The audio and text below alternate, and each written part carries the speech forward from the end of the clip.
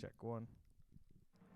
Coming at you live from Diaz Production Studios, the best podcast on the Western Hemisphere of Los Baños, California, The Hassle of Hair, with today's special guest, Strike Fitness Club wrestling coach, Los Baños Tigers high school wrestling coach, and entrepreneur, Jose Castro. With today's sponsors, Adaptive Sessions and Raquel Diaz Designs. Go support those that support us. Now, your host, Jesse the Hassle Diaz. I don't know how to start this. Doing things a lot different today. I wasn't even going to wear the headphones, to be honest. Sure. But I'm just making sure I have everything set up. So go ahead and talk, Coach. Did you get it right? Yeah, I think I got it right. Yeah, there we go. Finally. You sure you don't? Where's my headphones? I need headphones. No, you're good. You're good. All right. Don't forget about the headphones. Forget about the headphones. Okay, But can we wrestle? the reason why I had Coach Jose on today was because not only is he a business owner, also the wrestling coach, and also he just took on BJJ too. Yeah. And how old are you, Coach? Damn, really? I mean, 48? 48. No, but like seeing you go from not knowing any jiu-jitsu and then like stepping into the tournament and using your wrestling and then learning jiu-jitsu and being okay with being on your back, and it's kind of cool to see. Like Today was fun. You went to Coffee Crew today. Yeah. How was that? It was good. I put myself in bad positions, like on my back, which I'm not used to. So it was fun. I let some people work against me so that I could feel different positions and how to try to defend them. So it And what drives you to keep on competing at after 40? fuck, why not? Yeah. Shit. I don't know. Dude, when we went to the tournament in Fresno, it just was like, bam, let's go. Yeah. It just, I hadn't competed since I was like 17. Yeah. And so like 30 years later, to actually compete but there was no nerves. It was just, all right, we're here. Let's work. I think the coolest thing was seeing your mom there. And then her she's like my biggest fan. It's like I forget, like, oh, Jose has a mom. Like when she showed up, she's like, man, it's bringing back memories. Even your dad came, and then your mom came, and they're just excited for you. And I think that was the coolest part, was like they're your number one supporters. It's funny, like going through school, my parents split up during that time. So I think I was sophomore in high school when they split up. So my dad was really not around. And when before they had split up, he was in the Marine Corps. He was and he worked. Like he had gotten into the reserves. So he was working all the time. So he didn't necessarily make the time to go watch what I was doing when I was like freshman, sophomore. And then they split up, and then he really didn't come around. And at that time, I just stopped talking to him for a while. So it was to see him there now, like it's like nice because I never seen him there when I was younger. Yeah. You know. That's awesome. I think that was probably the coolest thing, was seeing your parents there.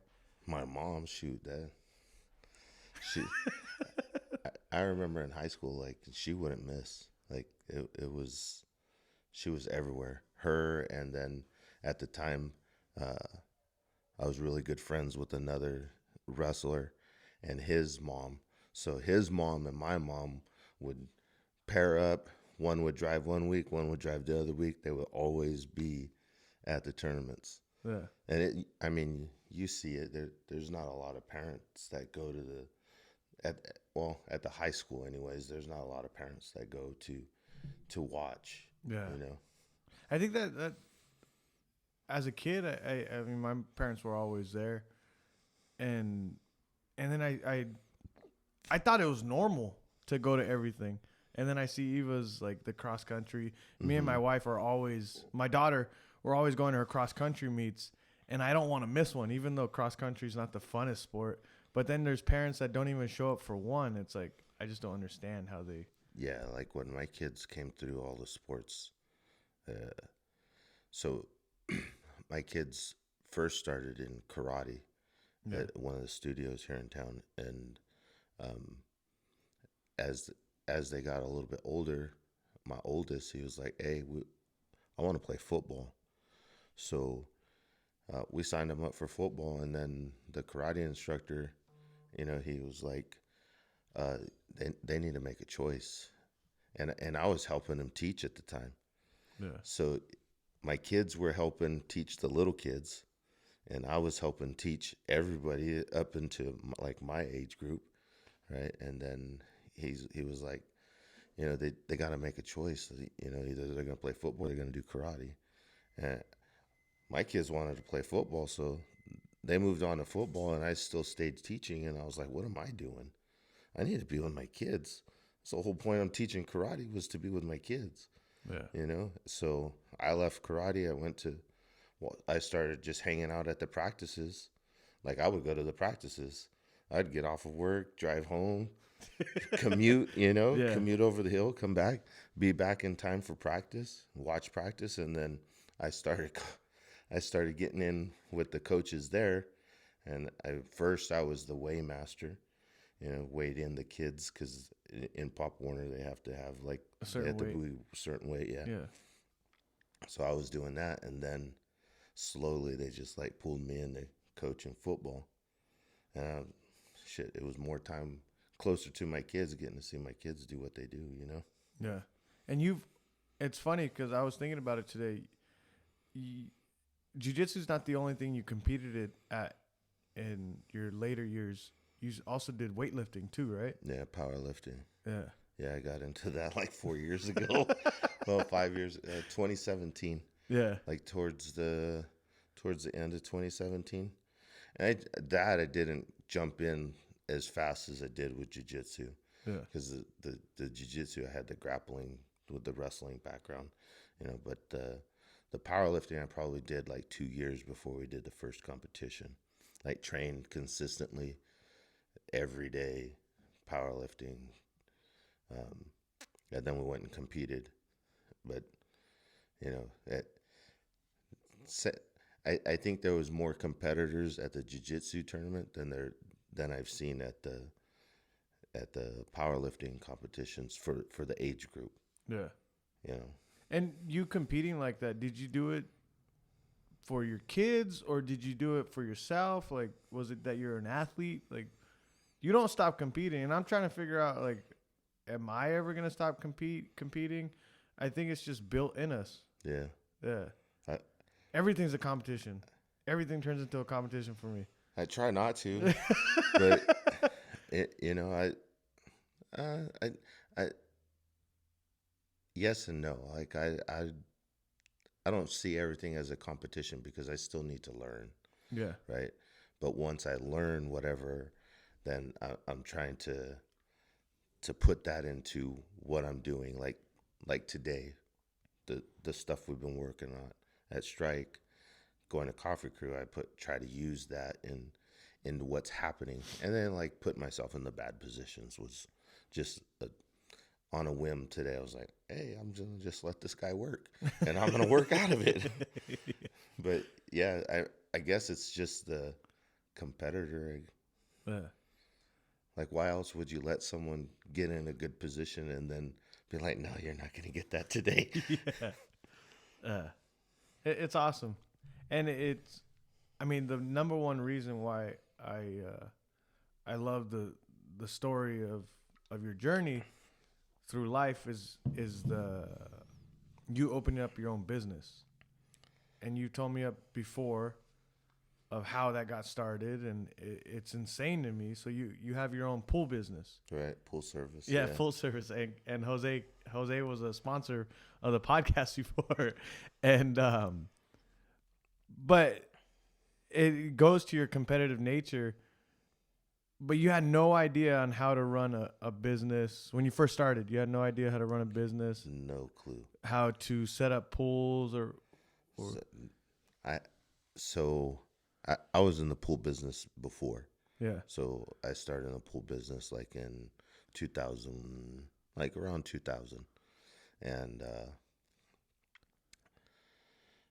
I was in the construction side. So I was digging ditches, doing plumbing, electric, gas.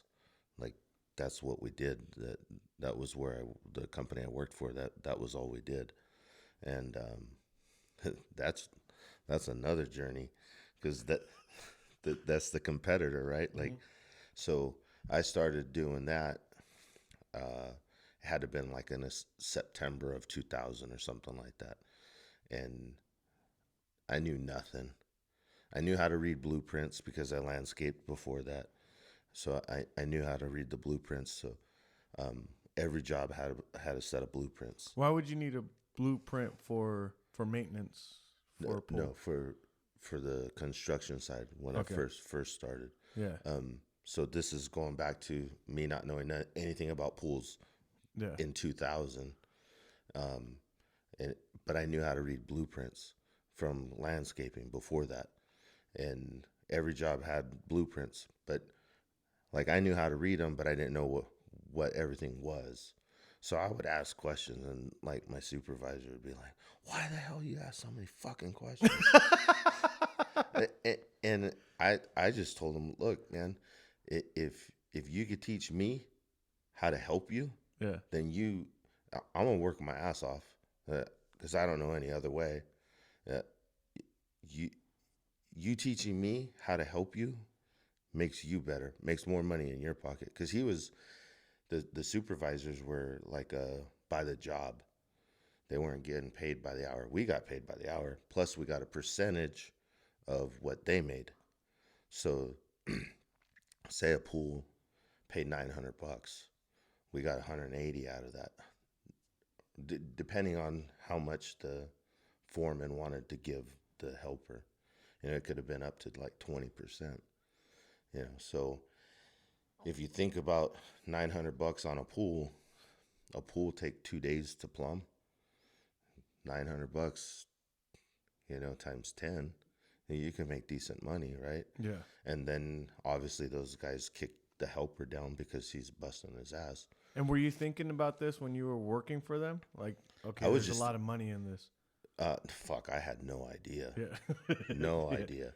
But so that I told, he bitched about me asking all the questions, and then I just kept asking the questions so I can learn. Yeah. And it got to a point where the owner of the business went on vacation. And the two guys he left in charge was my foreman and another guy. And the other guy would come to work when he wanted to, at whatever, like show up when he wanted. But my foreman wasn't coming to work. Yeah. We're driving from Los Banos to Livermore. And we're like, okay, he's not here. What are we going to do? I was like, the hell, what do you mean, what are we going to do? Because I was assistant because I was so new to his helper. I'm like, what do you mean, what are we going to do? We're going to go finish whatever you know how to do. Yeah. Right? So we went the one day and finished up everything that he knew about the pool, plumbing-wise. We finished that. And then next day, he doesn't show up again. He's, I don't know what we're going to do. What the fuck you mean? What else is there to do on that job? Yeah. Well, we could run. We have to run a gas line. I said, do you know how to do that? Yeah. Well, I know how to cut pipe and stuff. Well, fuck, let's load up. We're going to a fucking job. I'm not sitting here at the shop waiting for all these other guys, because we were commuting like 5 deep. Yeah. Those guys were going to a job. I wasn't going to sit on my ass for fucking 8 hours, 10 hours waiting for these other guys to get back so we could go home.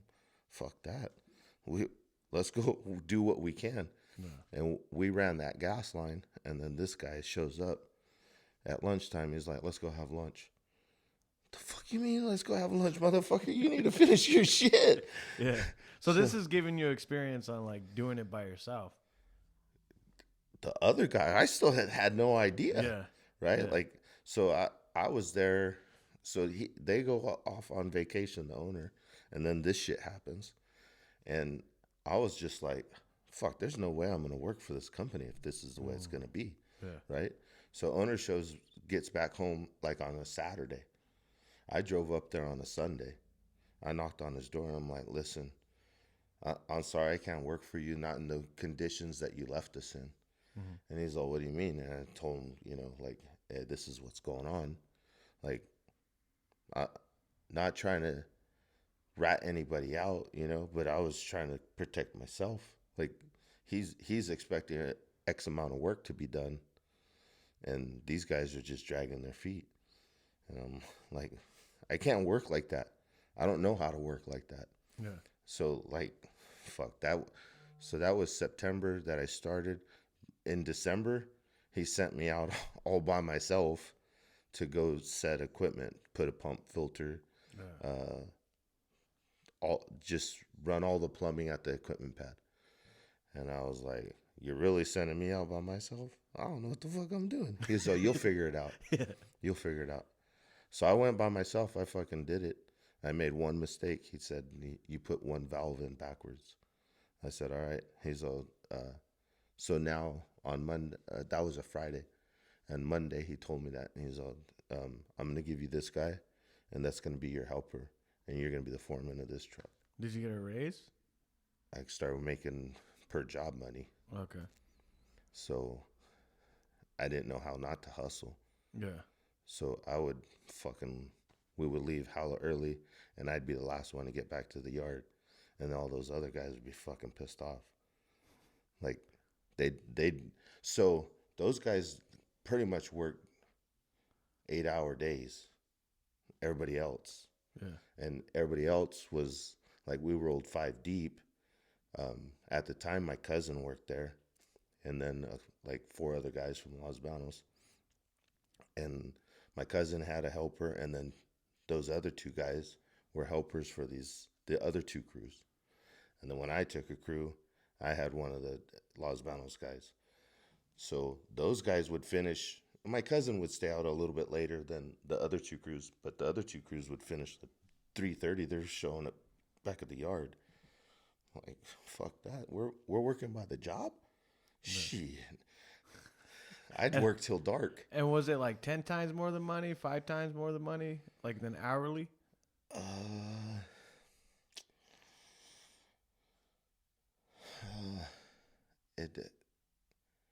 I think like on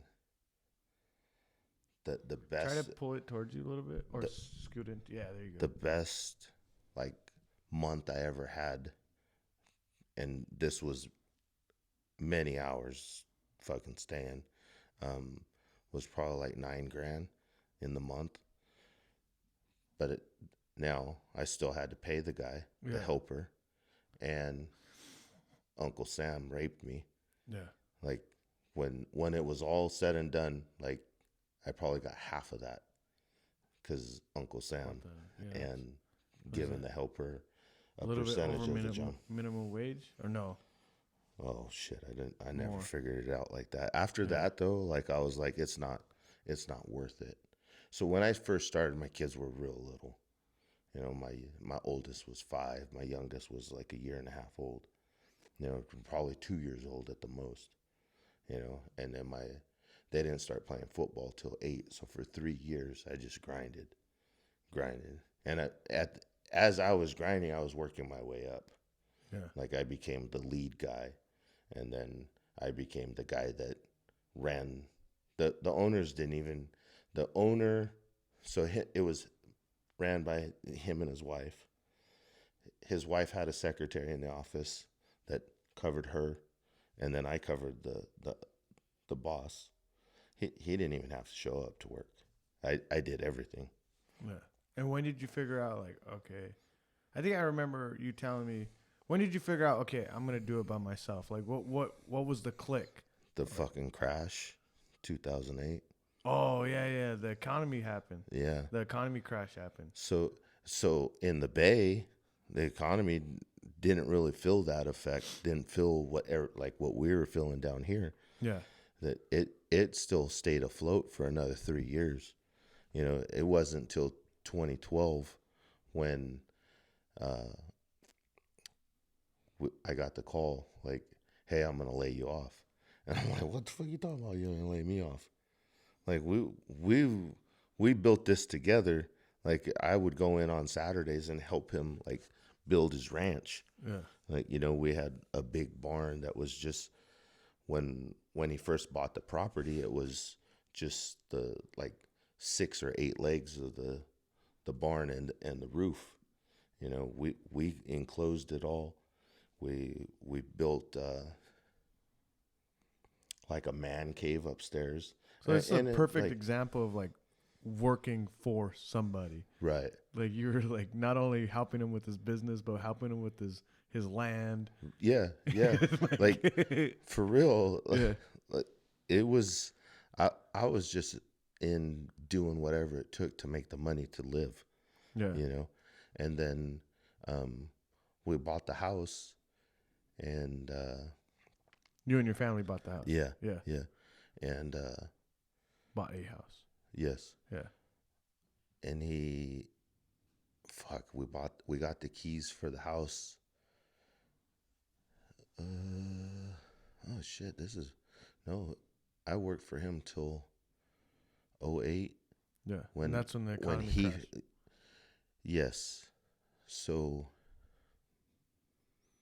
yeah, we had already started seeing a little trickle, and then the economy like really hit bad. So in 08 we got the house, and then in 09 he laid me off like 9 months later after I got the house. Yeah. And then what's crazy is like I thought, God damn, I've worked so hard to build to get to where I was. And in the pool business up in the Bay, I was like, well, I know this guy, I know that guy, I know this builder, I know this builder. It's not going to be hard for me to find a job. Yeah. But I didn't think like they're feeling all that effect that we were feeling, you know. So I was blind to that part. So when I actually got laid off, I was like, all right, I'll fucking rest for a month, Yeah. and then I'll go back to the Bay and I'll talk to these guys about getting in with them.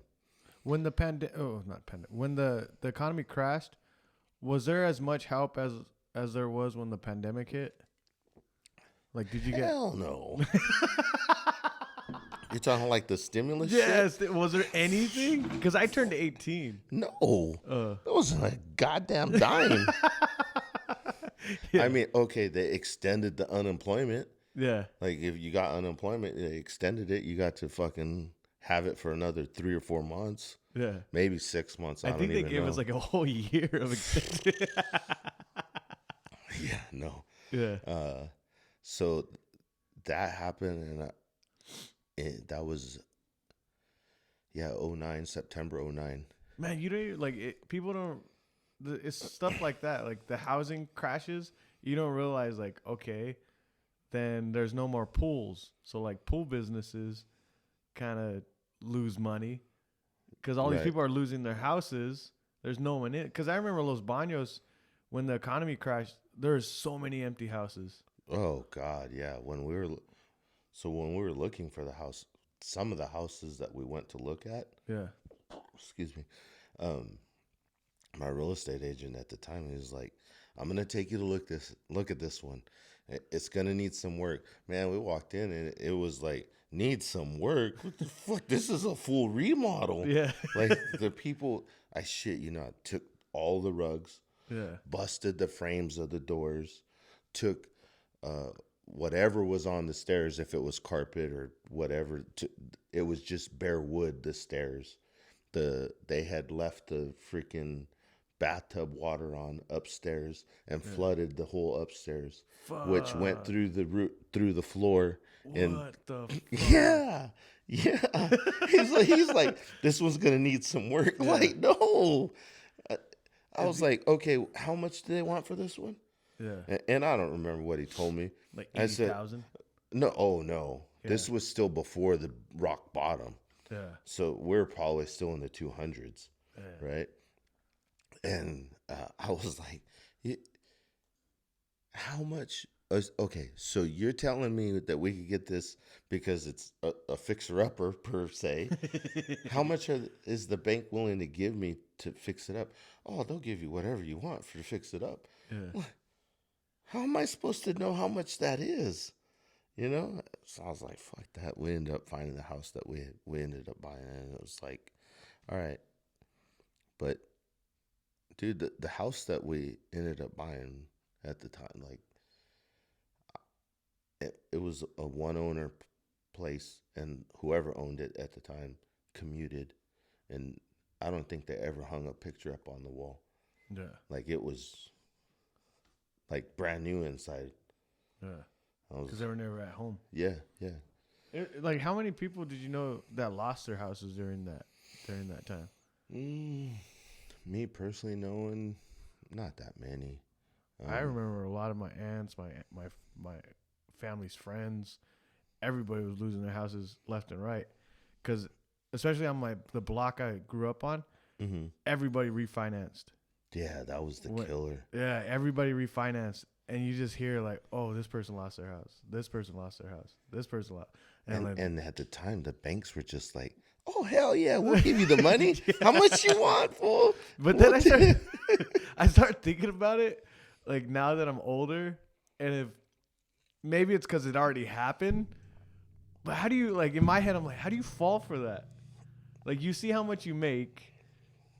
You see. See, it's not the same now. Yeah. Like you can't, there's too much paper trail now. Yeah. Where then they were just going by your word almost, you know? Like, yeah, I could pay that. Yeah. You know, like it sounds stupid, but it is almost what it was, you know? Yeah.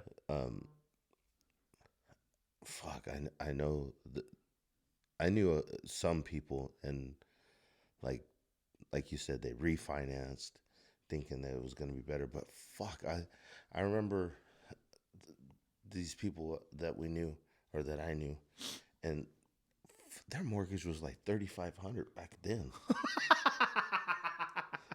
That's fucking insane, dude. Like, we're in Los Banos, dude. How is your mortgage so much? Yeah. And I mean, at the end, they fucking lost it because so that they had one of those fucking variable rates, right? Yeah. So all of a sudden, when the economy started going down, the fucking interest started going up, and the fucking payment was just going burp, burp, burp, burp, burp. That's fucking crazy. Yeah, dude, $3,500. I was like, you live in Los Banos, bro. Like, we ain't in the Bay. Why are you paying that much? You know, but and think like. And then some people were probably stubborn or just too hard-headed just to let go. So they just kept on paying it and paying it and paying it. Yeah. Thinking that they're going to get somewhere. Well, and then they're not paying anything on the fucking principal, right? Yeah. Because the variable's like gone fucking. Yeah, 3/4 interest. Yes. $3,500, you're paying $200 to the freaking principal. That's why, we'll get back to your story right now, but I think me buying January 2020, like we bought the house in 2020. I think me and my wife will be talking about this. Like, we got so lucky because January we bought. 2 months later, the pandemic hits, and for some reason the housing just goes like just skyrockets. Crazy. Yeah, in Los Banos. Dude, when I got the house, right, it hadn't hit rock bottom yet. Yeah. So we got the house for around $200,000, right? The economy finished crashing, and I talked to my realtor, and he's like, your house is only worth $80K. I'm like, he's all. But if you can make the payment, don't worry about it because it's gonna come back. It's gonna come back. Trust me. Yeah. But you know, like sometimes you Yeah. You didn't have that crazy the good thing interest. is like I really trusted him. Yeah. You know, and I've never refinanced. I've never done anything. I've only just paid the mortgage. Yeah. You know, like I trusted what he said. And look at, you know, here we are 10 years later, and the housing market right now, you know, it's probably leveling off now. But shit, one of my customers sold their house for $630,000. Yeah. So we bought ours In Los Banos. Yeah. So we bought we bought ours at 3. It was 3.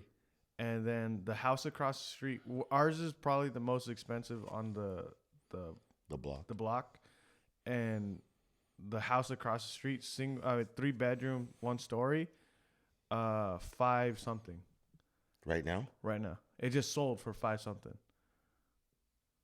Dude, we live in the ghetto side of town. I live on this side of town too. This is not the nice area. Shit. It's just insane to me. And it scares me at the same time, but then I start thinking about over 500. That house. You'll see it. 3 bedroom, 1 bath. Probably 2. 3 bedroom. Yeah. Probably like maybe 1,500 square feet. It's pretty. If you see it, it is. Yeah, it's pretty small. And in my head, I'm thinking is like maybe just because they're building so many restaurants, they built a new school by us. Yeah. That's what I'm thinking. I think I heard they're building Jamba Juice right here by Starbucks. The whole shopping center right there. Yeah, that's crazy. I don't know, because Gilroy's like, we're just talking about houses, right? But Gilroy hit a mill, right? Gilroy houses are millions? Probably. Yeah. I know one of my customers does. Isabel, can you put Coco in her cage? Who's barking? In her cage? Just let her out. Yeah, that's Coco, Jesse's dog, barking over there. Interrupting the podcast. No, but yeah, Gilroy's like a mill. Yeah, like Hollister too. Yeah. Yeah, one of my customers does like financing for housing over there, and shit, I don't know. 8 months ago it was like 800,000. Yeah. 8 months ago. But then gas is like $5. God. Why you gotta bring up gas? So I got these little stickers that Ben gave me. Yeah. He's all, it's Biden. He's all, I did that. He's all sticking on every gas pump. Well, because you helped. I mean, you gave us a ride to Coffee Crew in Gilroy, and so I was like, Raquel gave me about $10. This is classic. Yeah. She gave me 10. I was like, you have any cash? She gave me $10. I was like, all right. I have a Prius. So like to fill up our tank, it's like $20, $30. And so Coach Jose, he's putting gas. Like, oh, here's for gas. He's like, nah, it's all right. And then I'm seeing him put gas, and he maxes out at 100. And I think he got 3/4 of a tank. Yeah. And I was like, oh, that's why you didn't want the $10. I felt like a fucking asshole. Honestly, I didn't even know it was $10 till you said it. I just figured I had to pump gas either way. Yeah. But shit, I pumped gas last night or the night before. Yeah. Here in town at Chevron, $147. God damn. For my Toyota. And that affects you because your business you have to drive, right? The truck? Yes. Different truck, but yes. Is it less? For the GMC, it probably runs me shit right now. The last time I filled up, it probably had maybe a little over a quarter of a tank, and it cost me $80 to fill it up. So the economy crashes, you lose your job, you get laid off, right? And you're taking it. You said a year to just recuperate and see what a you month. That's what that was. A year was the thought. plan. A month was the thought. Okay. Right, and then so I go up to the Bay, and I start hitting up all these companies that I worked for under the other company, right? Yeah. And they're like, dude, do you not know the fucking economy's crashing? And I'm like, wait, did you not know, or did you just this? It didn't hit you. I knew, but I didn't know, right? Like Yeah. you don't know what you don't know until you don't until you I can figure it out, right? Yeah. So I like, and these are big companies, like in the pool business up there, right? Yeah. They're big builders, and I sat down with two or three of the owners, and they're like, "Dude, I can't afford to bring you in. Yeah. Like, we're barely making ends meet. We're barely getting any pools to build. Yeah. How do you want me to bring you in?" And I was like, "Fuck. Well, I have landscaping. I'll go back to landscaping, right?" So I'm just looking for anything at that point. But I'm like trying to crunch the numbers. Like, what? I went from making this much to, okay, what's the bare minimum I can make To pay your house to payment. pay everything and still commute, right? Yeah. Because there was nothing in town, right? So I I went to an interview in San Jose, and that was the last option. I was like, I am not commuting to San Jose. Yeah. Like I did not want to go that way. But I went to an interview over there. It was for a landscape company, and the interview was at an apartment complex that they were landscaping, and it was me and another guy. Well, they tell you dress to impress at the right for an interview. So I went in like a button up shirt and some slacks, some nice shoes, right? This other guy's got jeans and some nice shoes and a nice shirt, Yeah. right? But we're walking through and something happened. And this other guy fucking grabs a shovel and starts fucking working, and I'm like, well, that's the end of this interview. I'm pretty sure I'm not getting this job, Yeah. right? So at that point, the plan was rest for a month, right? Digging ditches and everything is not easy on the body, so I was like, okay, I've been working at this company for 8-9 years. A month is not going to hurt me to rest, right? Yeah. Well, a month turned into like 7 months. And I'm like, fuck. And you still had unemployment at the time. At So that you time, were yeah. you were paying your Yes. you were paying your mortgage. And then so I end up driving back up to the bay on a whim. Like, I'm going to go and see, I stopped at the supply house, and I ran into the dad of the lady that ran off so the husband and wife that owned the business had bought it from her dad that I had worked for that got laid off. Yeah. So I run into him, and I had seen him before and talked to him before, so we kind of knew each other. I seen him at the supply house. He's like, "Hey, what are you doing here?" I said, "I'm looking for a job." He's all, "Come tomorrow. Come to our office tomorrow." Yeah. So I rolled up there the next day, and he's like, "Fill out this paperwork, and I'm bringing you in." So I was like, "Fucking thank you," right? And then he tells me how much I'm getting paid. I'm like, "Fuck, are you fucking kidding me?" Little? I took like a $14 an hour pay cut. God damn.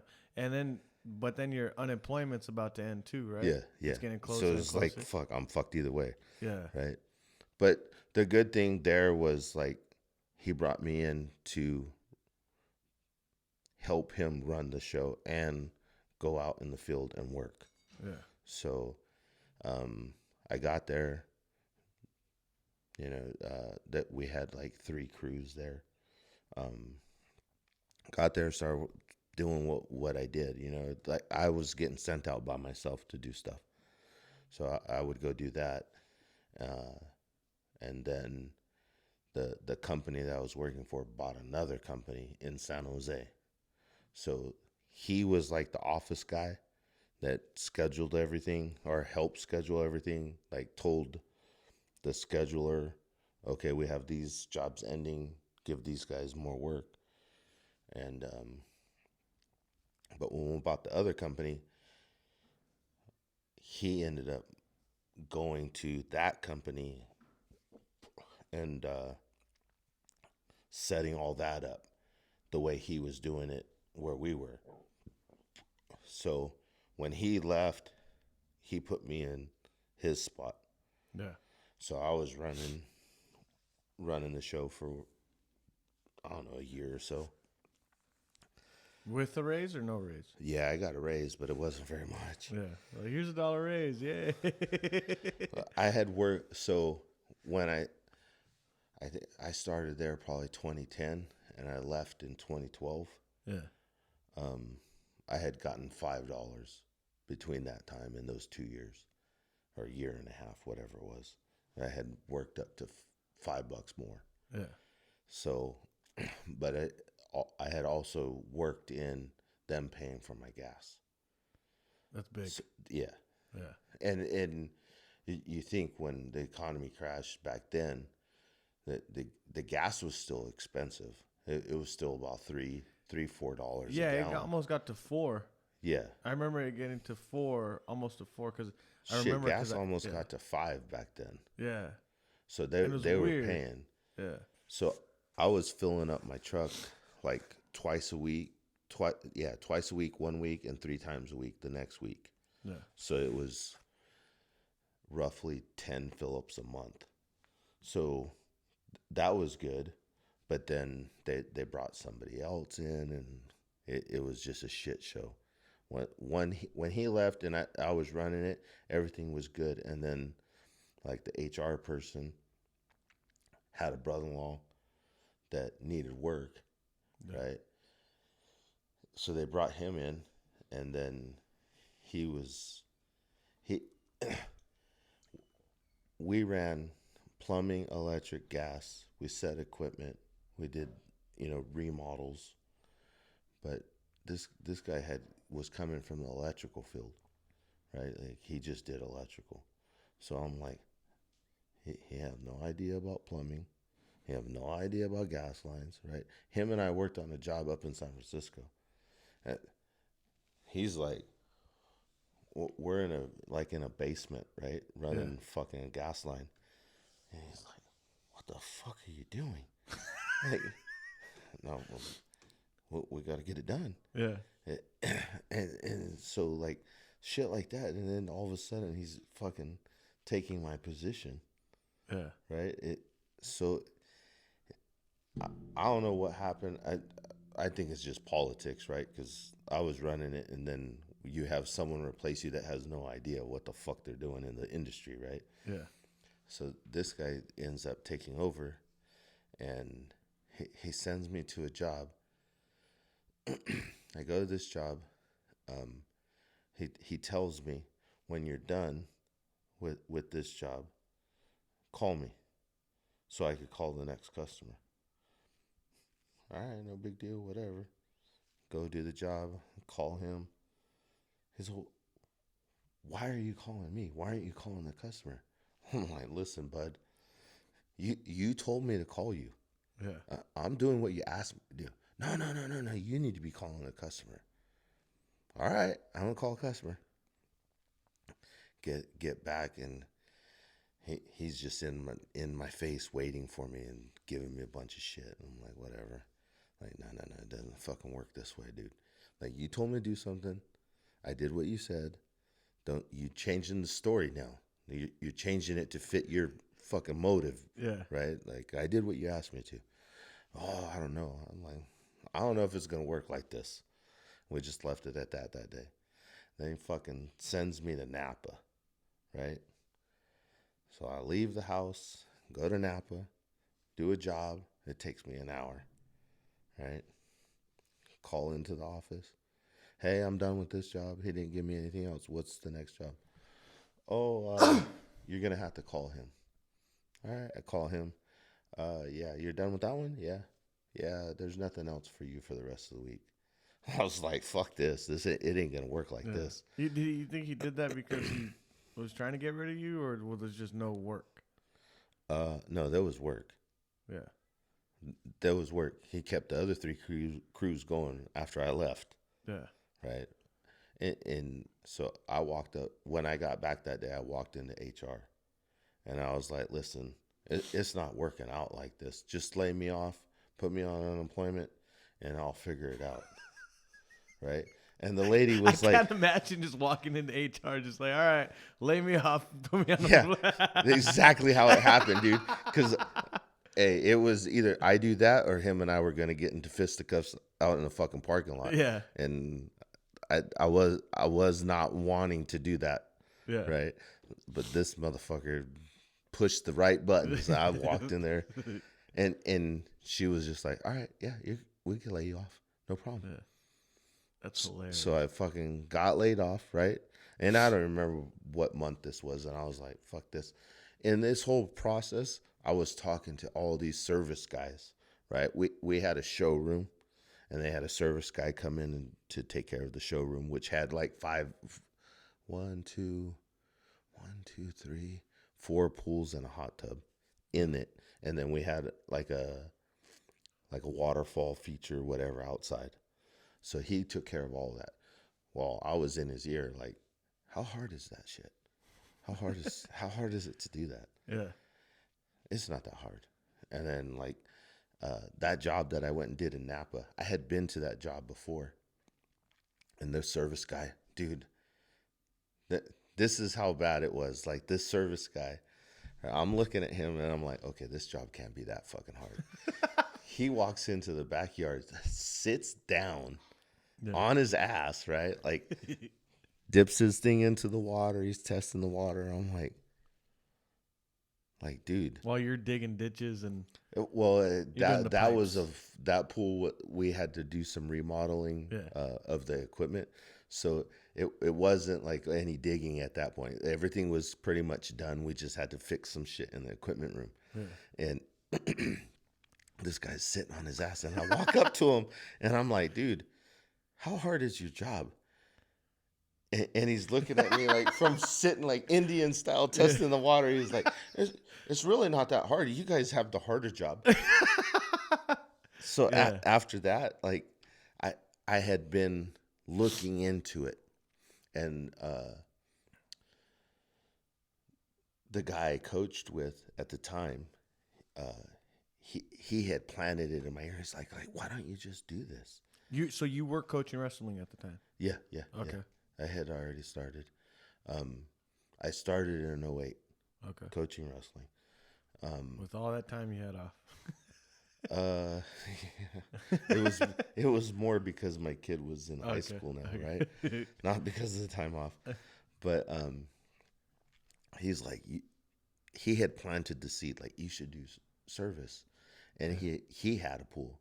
And he's like, I'll let you take care of mine. And so when he had said that, so that's what had planted the seed originally, right? So I started asking all these guys that I would run into, and they're like, no, this is easy. This is easy. And I'm like, all right, well, I just asked to be laid off, so I'm I looked online, and there was a class in Modesto to become a certified pool operator. Yeah. Right? And I was like, I'm going to put myself through that class. And when I'm done, I'm going to fucking open up. Right?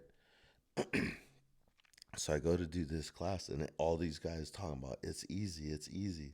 Man, that was the fucking hardest class I've ever had to take. So there's like a 60-question test. This is a 2-day class, right? Yeah. And a 60-question test at the end of the day. Because of the chemicals? Just everything. Like, I still have the workbook that they gave us with all the shit highlighted, right? But it's like you're going through the class. He's giving you instruction, and he's like, all right, you got your Post-it notes? This is good. Like, you might want to mark this. It might be on the test. And, dude, the fucking whole book is marked with the Post-it note. So I take this test, man, and I'm like going through it, and it's only 60 questions, and I'm like at question 30. I'm like, fuck, flipping through the book, I'm running out of time. We had like 4 or 5 hours to take the test in the afternoon, and he's like, all right, 15 minutes. And I'm like, 15 minutes? I look down at my fucking test sheet. There's like 15 questions still to answer. And I'm like, fuck. Fucking marked out the rest of the test, right? And there was 2 questions I didn't answer and 2 questions I got wrong. And I think you had to have an 80% or 75% to pass the test. Yeah. Well, at 15 minutes, I hadn't fucking finished 75% of the test. I'm like fucking stressing out, right? But anyways, it all fucking worked out. And after that, the fucking next day, I fucking opened up business. I had 4 pools to clean. Yeah. I had already fucking set it up where when I finished getting certified, that I would have 4 pools at least, right? Like, all right, so here we are. Who hooked you up with those pools, like before you even started? Or you just talked to? I just talked to people. Yeah. You know, one was the coach that I was coaching with, and then at the time, my sister-in-law had talked to one of her clients and told them that I was going to start. So I had those 2, and then I had 2 other ones. I don't even remember how I got those other 2. And when you first, like, because you're saying, all right, I'm opening up my own business, I'm becoming my own brand. Were there nerves? Were you nervous? So I had 4 pools to start, right? Yeah. It took me 8 hours to do those 4 pools, right? And 8 hours is a pretty long time, right? You do 30 now, right? In 8 hours? Don't you? You do 30 now, right? It's close, yeah. During the summer, it was, I think, 31 on Wednesdays. Yeah. And it wasn't 8 hours, but it was 31 in a day. Yeah. You know, in the summer, the fucking pools get... It's fucking crazy because in the summer, I mean, you still do the same shit, and you test the water, you brush, you net, whatever. Some of them need to be vacuumed, so you vacuum them. But in the summer, for whatever fucking reason, it takes 10, 12 hours to get through all the pools. In the winter, like right now, I was off this week from pools, because of Thanksgiving, but the week before, I was getting through like in 5 hours. Yeah. Done, like at home. One's using it just, I don't know what the fuck's the difference, man. Like other than a few weeks ago when we had that fucking windstorm, that was horrible. Yeah. But now, like, I recovered from the windstorm. That shit took 2 weeks. That 50-mile-an-hour wind bullshit, no bueno. Yeah. But now, like, everything's back to normal. And last week it was literally, I think Monday I finished in 4 hours. Tuesday I finished like 5 hours. Wednesday, like 5 hours. So you finally have 4. You finally start up. You have your business. And how fucking nervous were you? Like, did you think you would end up having, like, you have close to 30, you have well over 30 people that you maintenance, right? Yeah, Wednesday's 30. That's just one. That's fucking insane. Like, so at what point was there times when you wanted to give up on your business? Like, no. So when I first started, I was like, okay, you have 4. Yeah. Do those 4. And it was probably a month that I did those 4. And fuck, back then I was charging dirt cheap because everybody else was charging dirt cheap. Yeah. Right? So those 4 pools weren't really paying that much. But at the time we were able to cover all the costs at the house, so it was okay. So I just stayed consistent, and those 4 people told 4 people, and those 4 people told 4 more, and before you know it, I was like at 20. Yeah. And you don't, the crazy thing is you don't like put promoting, like you don't promote yourself. Mm-mm. You don't do, like, I don't advertise. People don't even know. I have a Facebook page. People don't even know that you own your own business, that you're a business owner. Look at the Facebook page. It's the Castro's Pool Service, whatever, right? Yeah. Look at the last time I posted on it. Yeah. The business has a Twitter page too. Look at the last. that one's even further back than the Facebook one.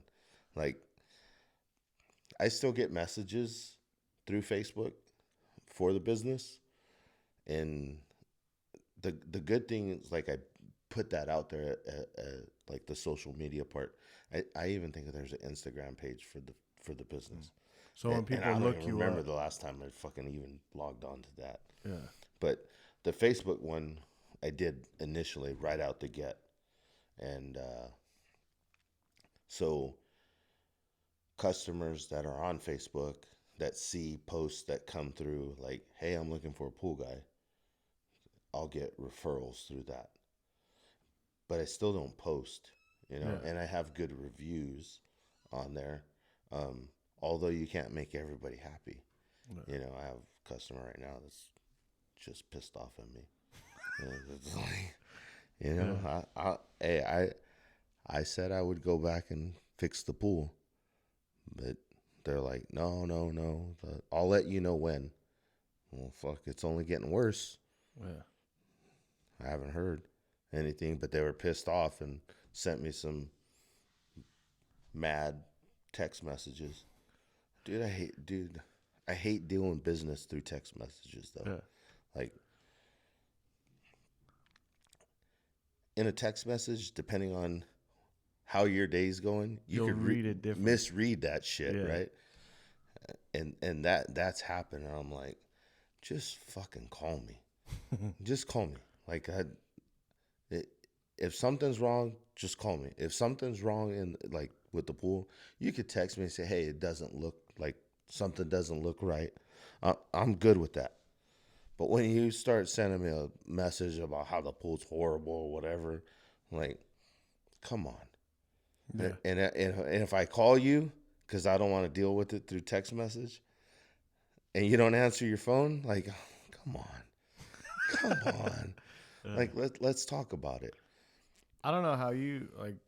Recently, I stopped like answering my text message. Yeah, I know. I know. Recently, I've been trying to like just stay off of my phone and like really because really I wouldn't know that from the gym. Yeah. But like I seriously like you get caught up with people messaging you, and it's like with social media and phones, right? You're always connected. Crazy. Yeah, you're connected 24/7, and it's like you're constantly. And at one point, like people are text messaging me people are messaging me from the gym, and I felt like I needed to answer, like at 10 o'clock at night, 9 o'clock at night, and I felt like I needed to answer, so I'd be like, and I'd be answering right away, and then I realized it was kind of taking a toll on me. I was like, dude, I don't know how some people do it. Like people will be on their phone all the time. Like now it's just like post go, and like I don't know. Yeah. And you deal with more than 30 people. Like you probably have to, because you don't have a receptionist. No. You don't. I'm the receptionist. Yeah. I'm the accountant. Yeah. I'm the pool guy. I'm the promotions. Yeah. I'm advertisement. God damn. Hey, raise your hand if you do it. But you kind of like you hit a gold mine, right? Because like you came into it right away when the housing took a dive, and then Los Baños was starting to go back up. I don't know if it was a gold mine. What? Not. Well, who else is doing pools over here? Dude, do you know how many pool fucking companies are in this town? I thought it was like 3. Shit, there's probably like 15. Yeah. There's a lot of houses though. But see, listen, Leslie's. I read something. I think they have to have like 5,000 pools in like a 13-mile radius, something to that. Yeah. To build a store. We have a Leslie's here, so there's enough fucking pools. Yeah. Right. And dude, over the years, like I try to keep the price reasonable. Recently, fucking COVID, the sanitation products, chlorine's a fucking sanitation product. That shit's tripled on me. I remember you telling me that's like, fucking crazy. I just got another notice last week. The powdered chlorine's gonna raise again. I'm like, oh, fuck, come on, man. It's crazy because you're killing me because the fucking gas is already at $5. I didn't worry about like economy and government shit until I started meeting business owners. Until like there's a bunch of business owners around me, and then they're like, I was like, oh, that's why people care about the economy. That's why people like when you work at FedEx, it's like, all right, I'm just gonna go in, clock in. They give me money. Hate my job. But like you don't Fucking worry. throw the packages. You don't have to worry about all that shit. Like FedEx to you, it's like always gonna be there. It's a big ass company, right? Like like they're just giving me money. Like Right. and then you meet people that are trying to make it on their own and they're their own boss. You realize that it's like, oh, like you have to worry about all this shit. You have to worry about the economy and all that shit. So Yeah, like when COVID hit, fuck, that was rough because you know they tell you, oh, if you're an essential worker, you could be out. Everybody else needs to stay home. Yeah. Well, fuck, there was no data or anything that says what other than police, fire, fucking grocery stores, trash people, hospitals, what was essential, yeah. right? So we weren't told, and we were using. Were you doing pulls in hazmat suits? Fuck no. No, but you know what's crazy is like, so COVID hit, right? And we didn't know if we were supposed to be out there or not, and we were using a loophole in the system, like we were saying. So the warehouse that we get all the product from, or that I get all the product from, I called them. I'm like, hey, what's the deal? Like, what's everybody else saying? And he sent me this thing. He's like, you're considered water sanitation. Okay, water sanitation. I'm going to use that. That's right? essential. But realistically, that's more for fucking Drinking water? The house water, not the pool water, right? But you know, so that was still a month after COVID hit when I finally got that information. So I was like, okay, but when COVID hit, I was like, okay, I'm like, am I supposed to be out? I don't want to get fined, right? Because they were talking $500 fine for people being out when they're not supposed to. I forgot about that. Yeah. So I'm like, fuck, I'm barely making fucking money. And how am I going to pay $500 fine? Yeah. So I'm running through all the pools, like just checking chemicals, making sure that the chemical levels were up to get the pools through until we figured out what the fuck was going on, right? Yeah. Well, then I had customers like, you didn't do nothing at my pool today. Are you fucking kidding me? Yeah. Like, really? Are you okay? So you're home now, and you want to make sure the pool's good, but you don't even know if I'm supposed to be out working. Yeah. It's like, weird. All right, what? Like, yeah, but it was a weird time because everybody had money. It wasn't like the 2008. Thanks to fucking all that fucking stipend bullshit. Well, it was like the 2008 crash. Like people didn't have money. Right. Yeah. You know? Like, yeah. It was like the weirdest thing because like me and my wife were like looking at each other like, okay, we quit our jobs, but the government's just giving us all this money. We're like, what the fuck is happening right now? Yeah. It was crazy. Like, I don't know. It was weird. I don't know. It was a weird, different kind of like, I think we're going to look back on it and it's like people were depressed, but it wasn't because of money. That was definitely couldn't have been because of money because all these motherfuckers still staying home because they're still getting money somehow, some way. It's like, hey, we got 2,400. Hey, they said they're going to stop the fucking unemployment and stop the stipends and stop. Well, everybody was getting extra unemployment, right? Yeah. Dude, my sister. So I don't know. Okay. I won't say my sister, but somebody got laid off before the pandemic. Mm-hmm. And then she was getting unemployment extra. That person, not she. that she. But that person. We're not talking about your sister. We don't know the pronouns. But no, but she was getting unemployment and it kept on going. They extended it. When another person that I know got laid off during the pandemic, but her unemployment wasn't renewed. And then Isn't that So crazy? she had to go get a job, or something happened where it didn't renew or something like that. It's crazy, right? Like, Yeah, and my sister was over there like getting. not your sister. I mean, oh fuck, somebody, but it was crazy. I don't know, it was the weirdest thing, right? And we look at the 2008, like it's reminding me, like as you talk about it, it's reminding me of like what my aunts and my uncles went through, because my whole block lost their houses. My Crazy. uncle, who's wealthy, lost his house. Like it was insane. Like I was like, I don't ever want to buy a house. Yeah. That came out of 2008. As an 18-year-old, I was like, I'm never buying a house. I didn't want to, and then I ended up buying a house. But it's different. Like Yeah. Yeah. I mean, the economy's not like it was. yeah, You know, that's the good thing. But fuck, it was rough. I mean, through COVID, like, I don't know, COVID year. I'm thankful for the stipends yeah. because hella people upgraded their shit. Dude, people getting iPhone watches. No, I'm talking about with the pools. Oh Like, yeah.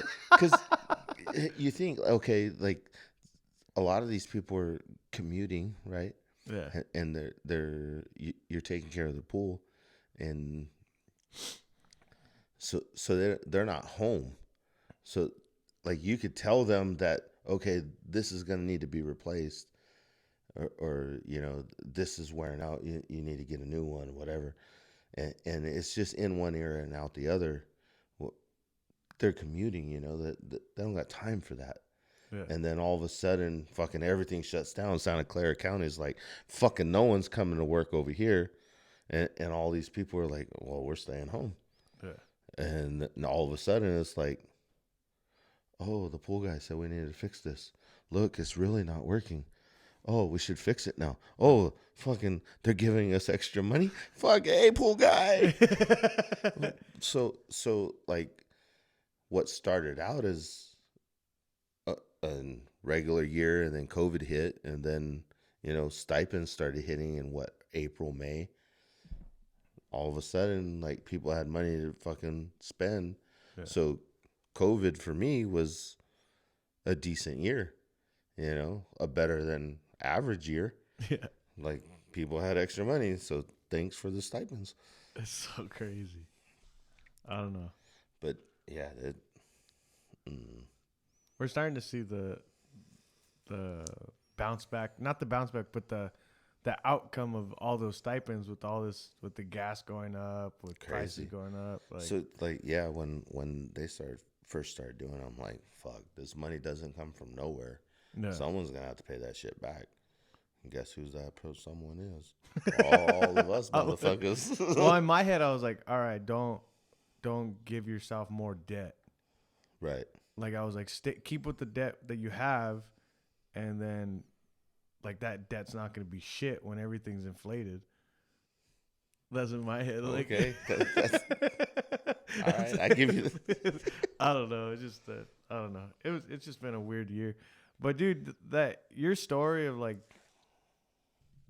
it's just crazy because people don't know that you're a business owner. And you're literally living the American dream. You're your own boss. And my boss is a dick. I have to work all the time, yeah, man. Yeah. But, No, like, but it definitely has its benefits. yeah. It's not easy, but it has its pros and cons, I guess, like anything else. But I wouldn't change it now. You're able to coach. Yeah. You're able to coach wrestling. You're able to do jiu-jitsu. Like, you work your ass off. There's times where I'm like, man, 30?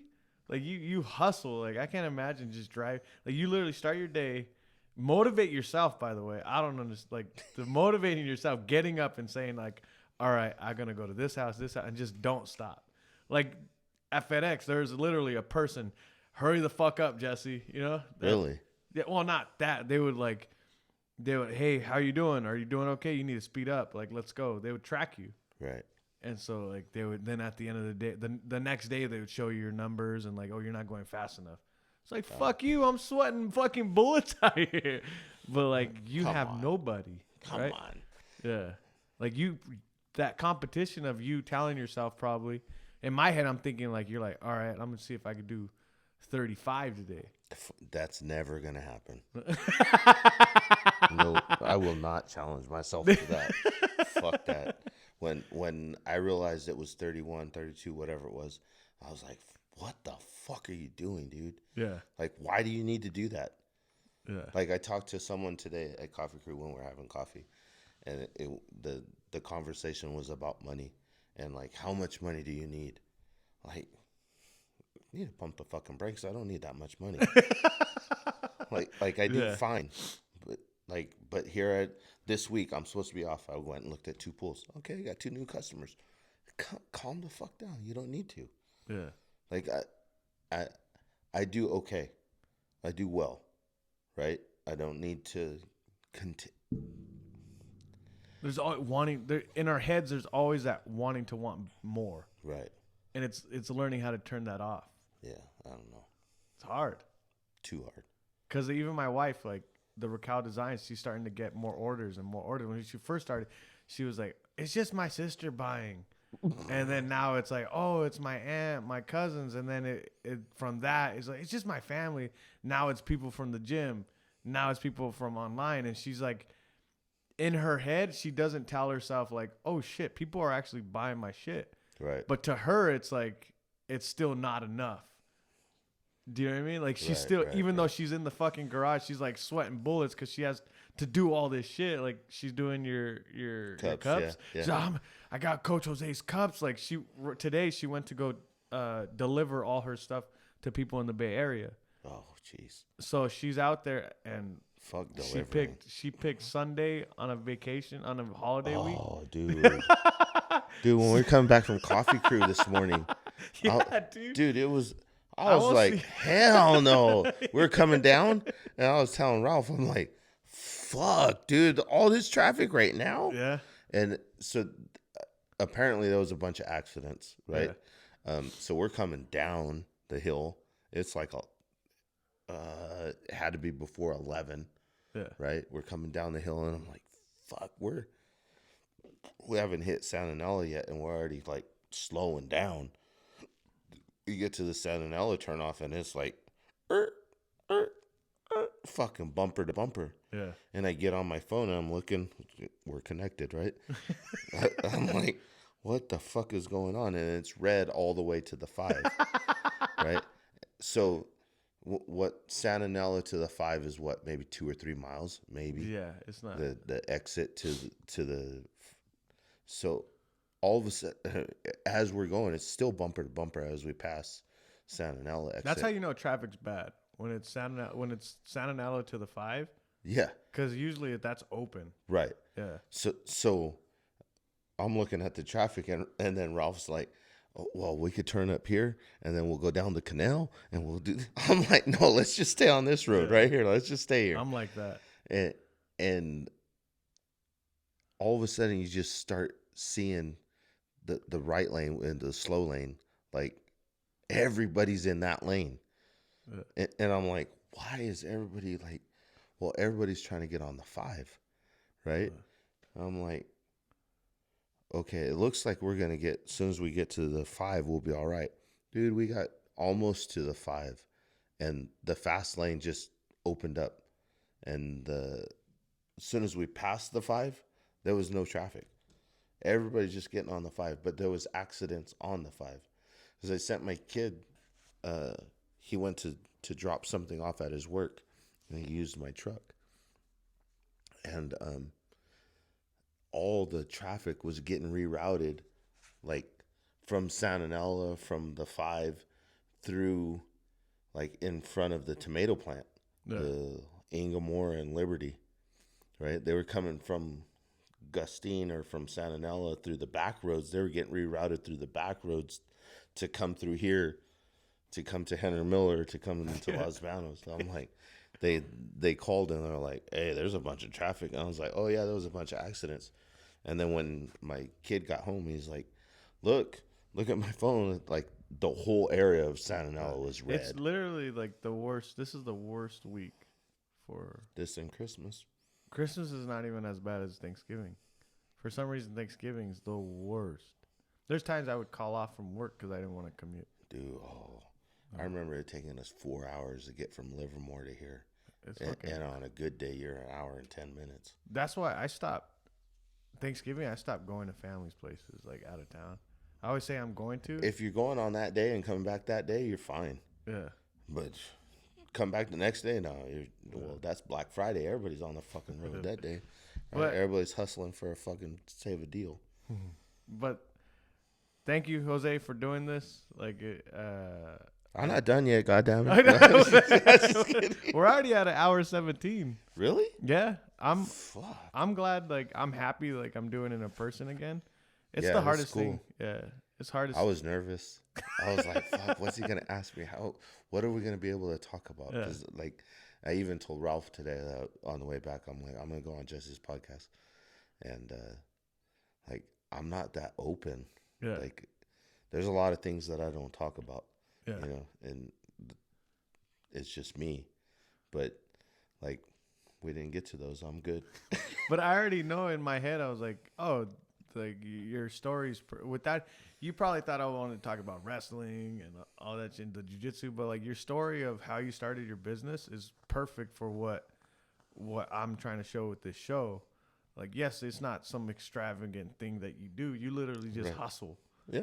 That's all you I do. try. Yeah, Shit. you started your own grind. You started your own business, and you just hustle. It's perfect, and that's what, like, in my head, I was like, that's what I wanted to talk about. You told me the story 2 times already. This is the 3rd time you told me, but it's like, I don't remember. but it's seriously like it needs to be put out there more. Like, I don't know, you shouldn't be afraid to say it, and I don't think you are, but there are people that are afraid to go after it, and it's fucking scary, and people don't Just want hustle. to. Yeah. Just hustle. Embrace the grind. Yeah. That wrestling mentality. But January 8th, you're competing, right? Yep. You're competing January 8th in BJJ for Strike Fitness under Coach Craig. Coach Craig. And, doing BJJ. Is there anything you want to say to anybody or shout out, like your business?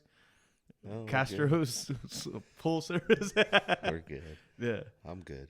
Yeah. Yeah. Good? Anything you want to say? Last thing? Thank you. All right. Thank you.